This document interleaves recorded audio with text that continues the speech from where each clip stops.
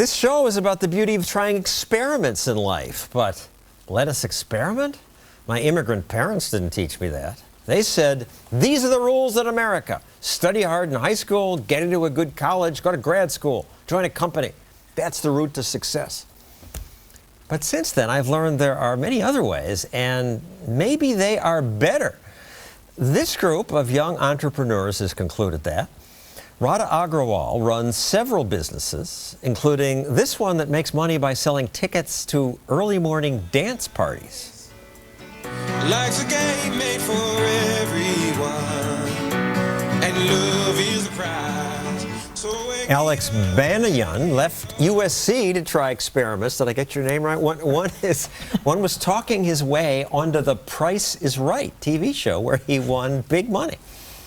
And since this is the Stossel show and I'm loading it up with Stossels, this is my son, Max. So you frighten me because you are living an experiment now. I am. I jumped headfirst into the startup world, which has appealed to me because of much of what I've learned from my loving father, which is that when people are loving, Really? I will stand by loving, which is that when people are responsible for their own money, what they're building, is when you really see good results. And it's driven me to these passionate people and into these great ideas. And you live with some of the people who you're doing startups with. You've moved out. I paid big bucks to help send you to a fancy Haverford College. Where have you learned more? In 2 years since you graduated, or in 4 years at the expense of college? I think it's been 4 since graduation, but in those 4 years, without question, learned so much more from the workforce than in school. I question whether or not I would send my own kids to college when that time comes. You quit a job to try these experiments. Yeah. One is a company that will scan your body for moles and send it to a doctor? Yeah, so it's called Constellation. It tracks moles as they change for early detection of skin cancer. It's 2014, and yet dermatologists are recommending that you draw little mole maps of your body. And if you can tell me anybody who really does that, I'll be very surprised. Another one is feedback. It turns every customer interaction into an experiment. We have all these smartphones in our pockets, and every time a business interacts with a customer, right now that data just walks out the door. It's a tool that really helps those businesses capture that, and sometimes rewards the customer for doing so. And Ocho? Ocho is absolutely an experiment. In the same way that Instagram made everybody a better photographer, Ocho makes everybody a better videographer, and that one will be launching very soon. Well, I'm skeptical, but I certainly wish you luck, of course. Now, Radha, you've already had a bunch of successes. This early morning dance thing, people actually get up at 6 in the morning and go to a 7 a.m. dance party?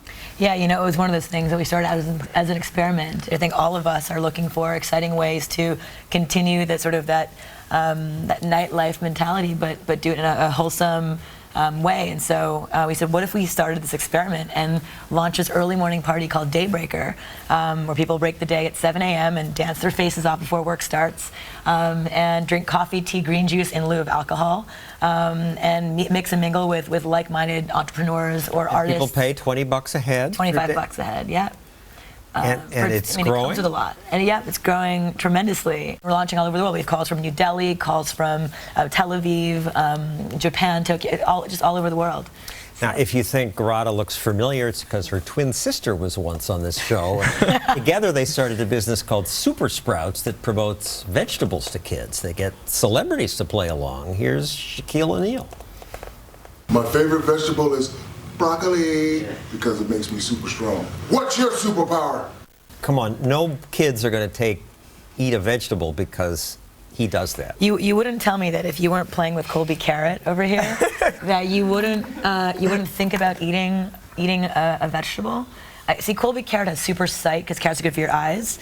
So kids actually learn through story, through superpowers, why vegetables are good for you. And we found that experiment actually was a very, very resounding success. I don't believe you. Let me give you some proof. In cafeteria lunchrooms, we wrapped the cafeteria salad bars with bright, colorful artworks, gave the lunch ladies, these disgruntled lunch ladies, hand puppets to remind kids to eat their superpowers at the salad bar.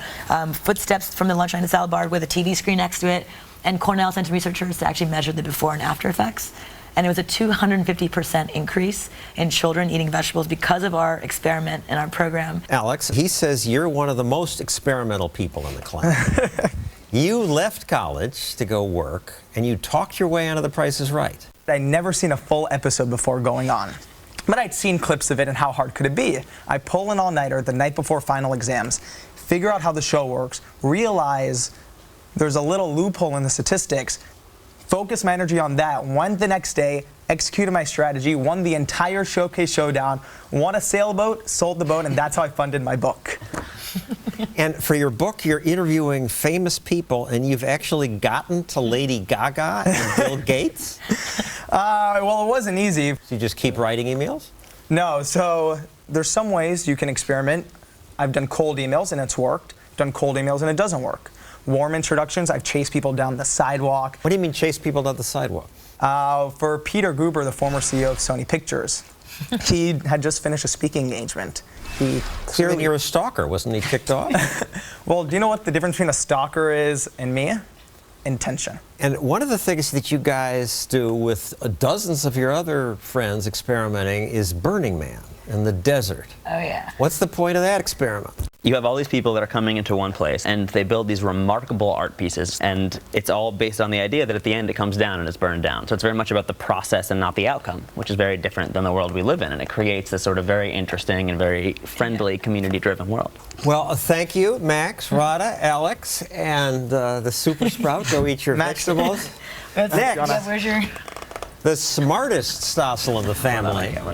And no, it's not me.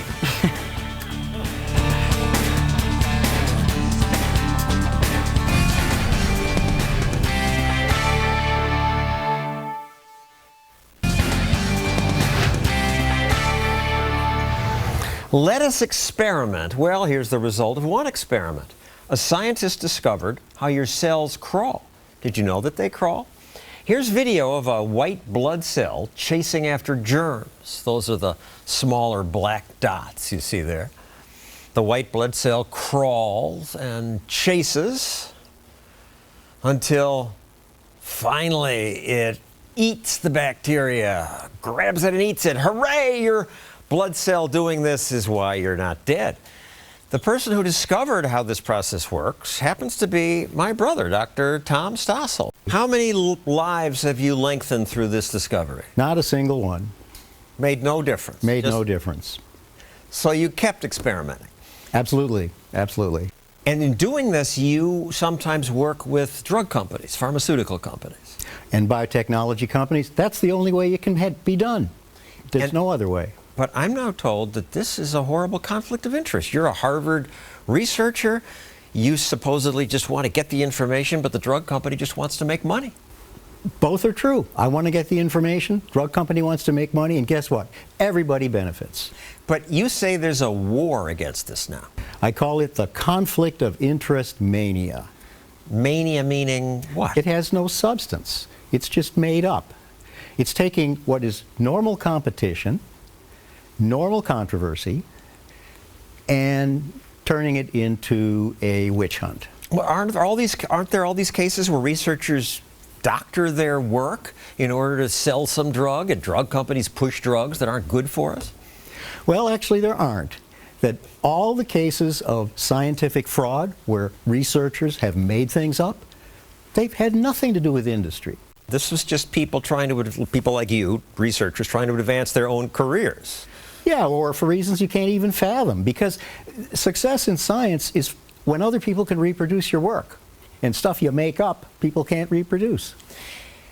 But I'm seeing all these conflict of interest stories. You have a graph that shows how they've increased, and the titles of the stories are hilarious. Bad pharma, money-driven medicine, the big fix, sex, lies, and pharmaceuticals. It's convincing. I want some, make sure that you and your partnership with, say, Biogen isn't going to sell me a drug that's bad. This bias, it's believable. Well, it's superficially plausible. People cheat for money. But the fact is that it takes enormous amounts of resources to get those products to people. Medicine is incredibly better today than when I started out.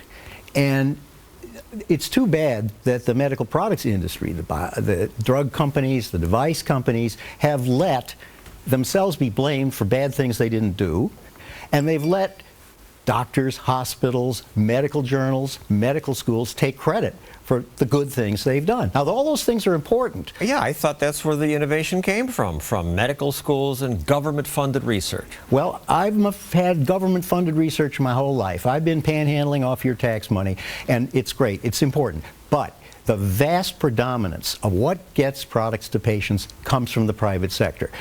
Only the private sector has the resources and the skill sets to get the job done. And the experiment that taught you that is you ended up working with this company, Biogen. You've got this picture of the board with wearing their beanie hats. A joke because some were Nobel Prize winners. And this turned your head around. The reason those folks are wearing the beanies is that they were world-class scientists, Nobel Prize winners. And one individual in particular, who's in that picture, he just died last year, his name's Ken Murray. And his work led to what is now the hepatitis vaccine. And this is hugely important. And the way this man was paid is now forbidden at Harvard. He got stock options. This is now illegal under these conflict of interest rules. That's correct. If he does the research that he did to develop the hepatitis vaccine, he could not have had the stock. And arguably, he wouldn't have done it. Thank you, Tom. Next, just what is this show about? Why are there so many Stossels here talking about back pain, medical research, fear of cheese? I will try to tie all this together. Next.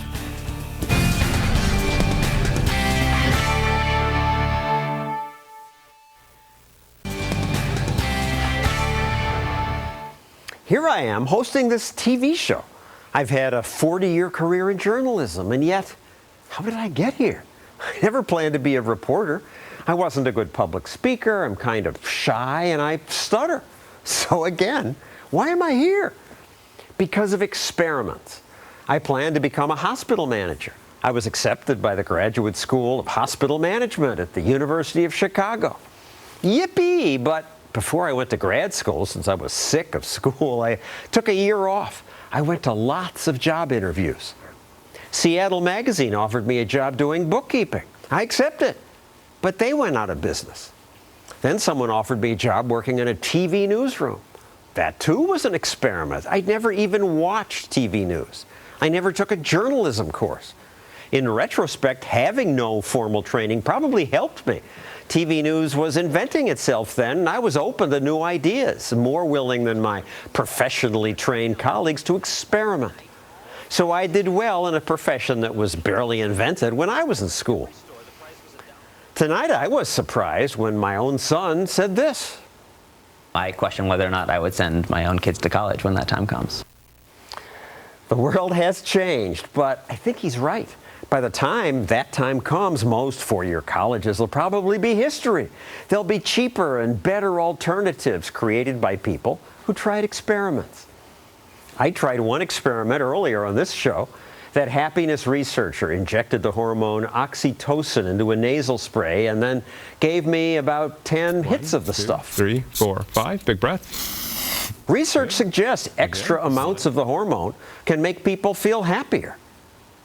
Did it work? 1, 2, 3, 4, 5. Breathe. Well, it's now about 40 minutes later, and I feel nothing. Really, no happier, no different. He did say it may take an hour for the oxytocin to take effect, so I'll wait and report what happens to me later tonight on my webpage at johnstossel.com. Finally, let's remember America is an experiment. Explorers sailed west. They didn't know what they'd find. Then the limited government the founders created in Philadelphia was an experiment. It happened to bring us the longest functioning democracy in the modern world, but the founders didn't expect that.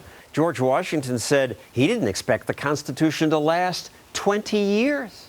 Yet, here it is, still going strong. And so are we, so far. So let's keep experimenting. That's our show. See you next week.